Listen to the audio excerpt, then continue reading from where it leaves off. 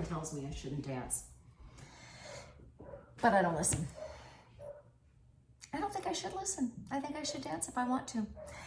Okay, these are dancing. Now, these have been resting for 20 minutes and we are going to do the final shaping. When we do the final shaping, they go into the refrigerator and they sleep overnight. And we bake them tomorrow morning.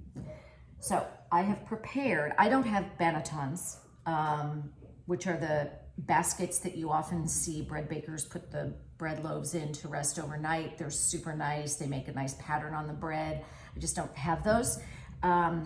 So I just have a nice bowl and a very nicely dusted with flour kitchen towel that's not linty, so I don't get lint all over it. And I have 2 of those ready to go.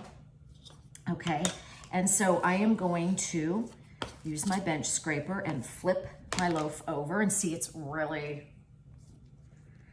she really moves. And we're gonna just pull it a tiny bit into like a rectangle shape. And I'm going to take each corner and push it to the center. Very similar to what we did with the pre-shaping, right? And then we'll take these other corners, if you can see, right? So we're basically making a nice shape, trying not to work the dough too much. And then we're going to take this. Now, some people roll them up into almost like a little loaf, but because I'm baking mine as more of a round, mine will be more round. And then I'm going to dust that with a tiny bit of flour. Use this again to kind of coax this into a round ball. See that? All right, dust it with a little bit of flour so it doesn't stick too much, because we're gonna flip this upside down and place it into the bowl that has okay? So you got a little too much flour. I'm gonna dust that off. And then this goes right in here, which you can't see very well. There you go, okay? And then I'm going to just do a little tiny dusting on the top. Some flour, that's again to prevent it from sticking, but you don't want big clumps of flour, because those big flour clumps will show up and stick to the bread during the baking process. So you don't want to go crazy with the flour, and you don't want to dry the bread out. You don't want more flour incorporated necessarily.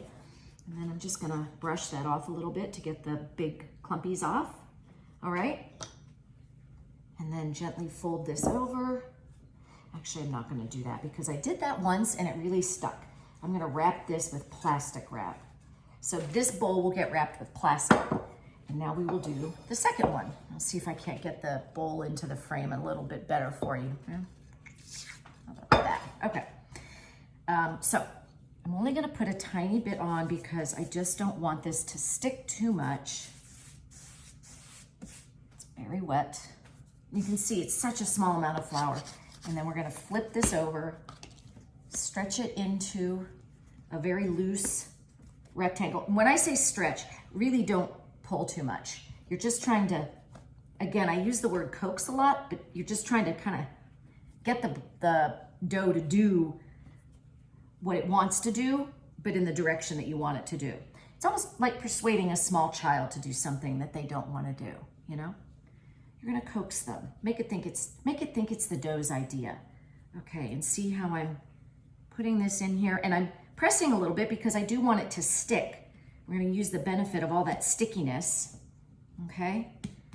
Okay, and that looks pretty good. All right, nice. And then we're going to coax this into a nice ball. Again, oops, I forgot something. I forgot to roll it up. I don't know if I did that to the other one either.